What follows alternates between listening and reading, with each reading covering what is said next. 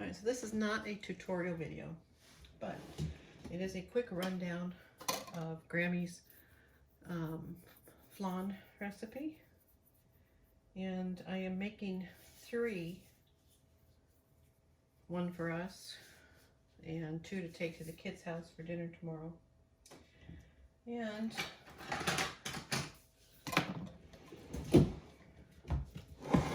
so, I'm going to start with the sugar. The caramelized sugar that will be on the top when you flip the flan over. Use about a ½ cup per.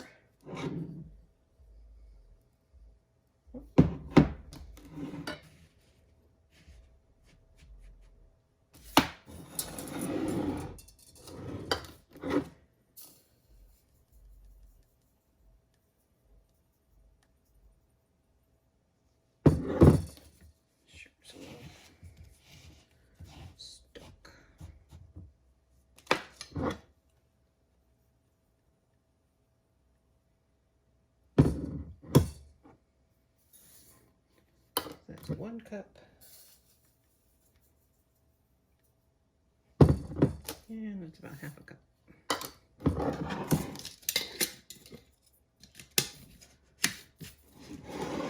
Now to that you're going to add a cup of water.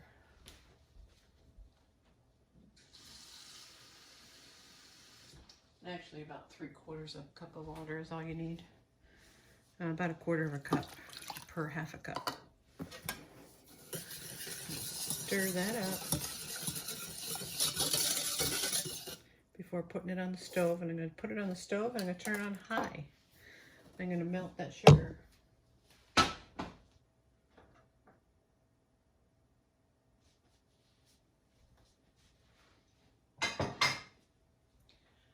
While the sugar is dissolving and heating up, and actually I should. Alright, I'm going to get my candy thermometer out. Actually, I'm not, because I never use a candy thermometer. Not for this. I'll talk about that in a minute. I'm going to get the bowl out and start mixing up the other ingredients. So I'm making 3 flan.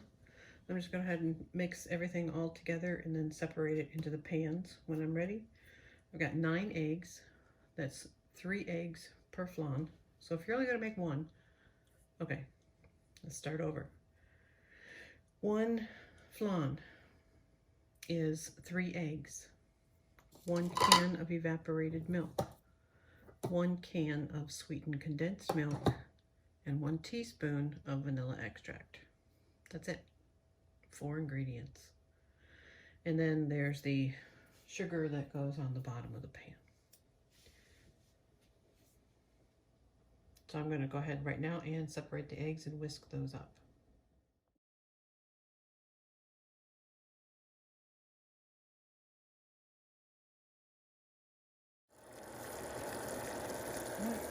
That's the sugar. You want it boiling really good.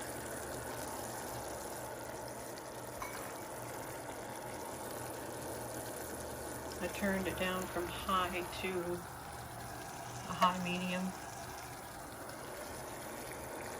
And I'm just going to let that cook down. It's going to cook out the water. And you want to watch it real careful when it starts to turn that caramel color. And you want to have your pans ready. So I'm using these pans, which I don't normally use. I usually use Grammie's round pans.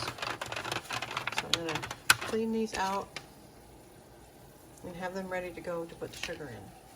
I'm going to divide the sugar up into each. There's 3 pans, so divide the sugar into the 3 pans. Alright, so the sugar is boiling. You want to keep a close eye on it. When it gets to the stage, you'll start seeing it turn color, a caramel color. You want to watch it real close, because it'll get done pretty quick when it hits that stage. And you want to have your pans ready to go, because once the sugar is done, you're going to want to pour it into the bottom of your pans.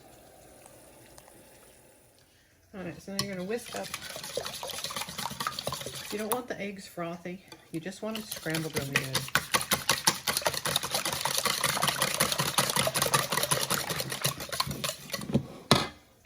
You just want it all mixed together so that when you add the milk, then it'll mix well with the milk. That way you don't have little clumps of egg. It'll be nice and smooth. Alright, so I opened the milk. Put that in. I got 3 cans of evaporated milk and 3 cans of sweetened condensed milk.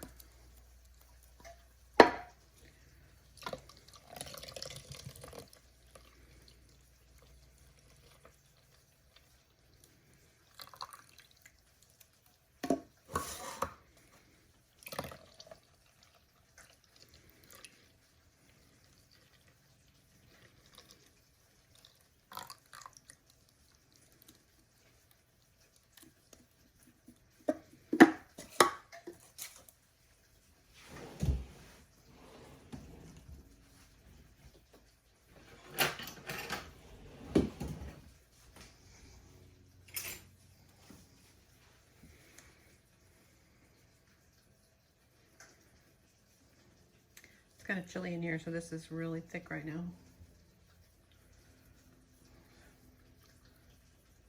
The low last night was in the 30s. And I got the windows open. The house right now is like 60.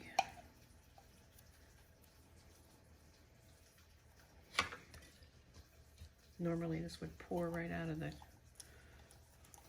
can.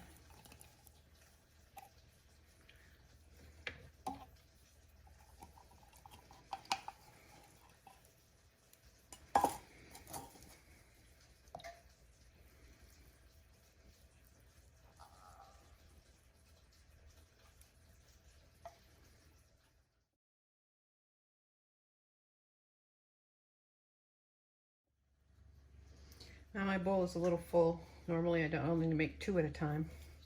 So be careful when you're whisking it that it doesn't splash all over.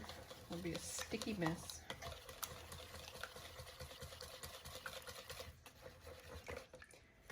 All that sweetened condensed milk settled to the bottom, so you want to make sure you whisk it up really good and get everything combined.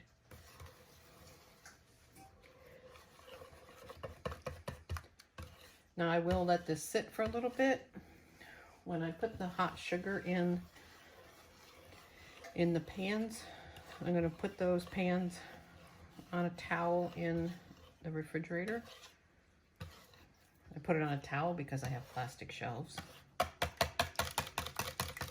And they're going to be super duper lava hot.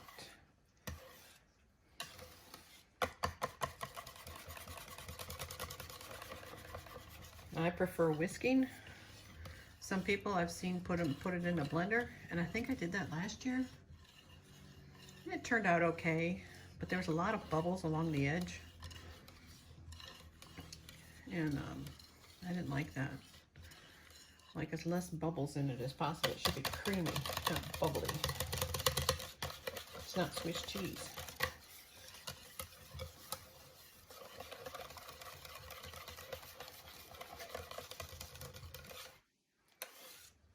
That looks really good right now.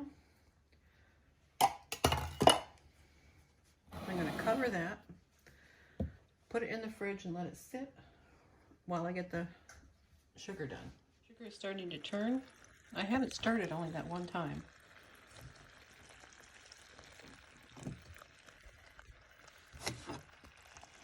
You really don't need to if you keep an eye on it. That's a nice light caramel color. We want it darker than that. All right, that looks great. I'm going to turn it off. I'm going to divide it into the 3 pans. And I'm going to need hot pads because I need to swirl the pans around to spread the sugar. And they're going to get hot. All right, so the sugar is in the bottom of the pans. Swirled up the sides just a little bit. This one, not so much. The sugar cools down really fast. So I got it up the sides as much as I could before it cooled off and warmed it up over the stove element again and got it up a little bit. So anyway, bottoms are all covered. I'm going to put these in the fridge for 15 to 30 minutes, depending on when I get back to it. And then we'll put the filling in and pop them in the oven. And actually, in the meantime, while these are cooling in the fridge, I'm going to start to preheat the oven at 325.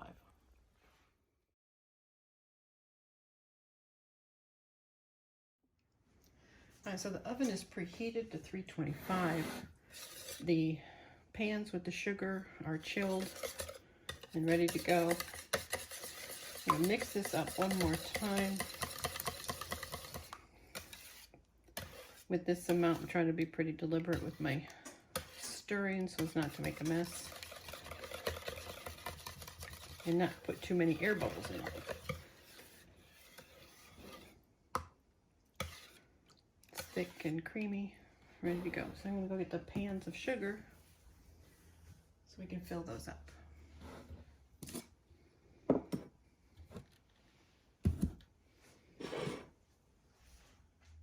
All right, so at this stage, the sugar is hard crack.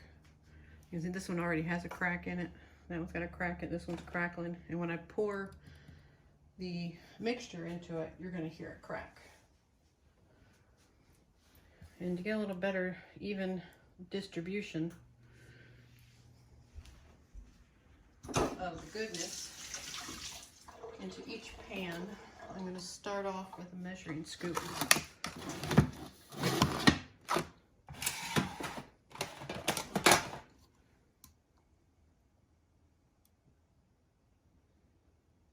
Which I usually only do 2 recipes at a time, so it's easy enough to get, just divide that in half, but here I'm dividing it in 3s, so.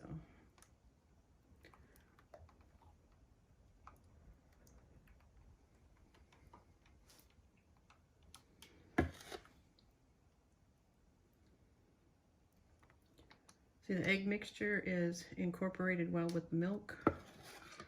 You're not seeing any lumps of egg yolk.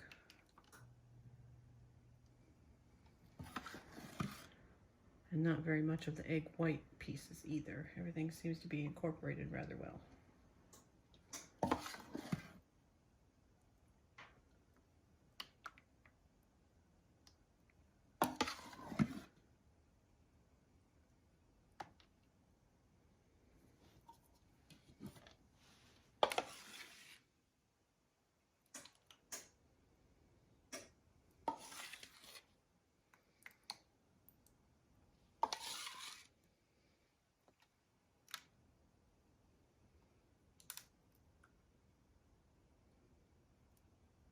Looks like it came out to 4 scoops even of each, and it's a 1 cup measure, so that's 4 cups of each.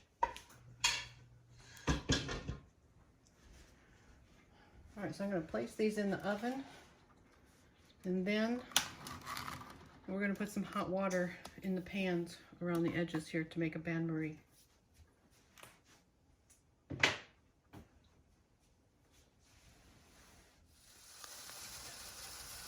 Always place your pans in the oven first, and then add the water.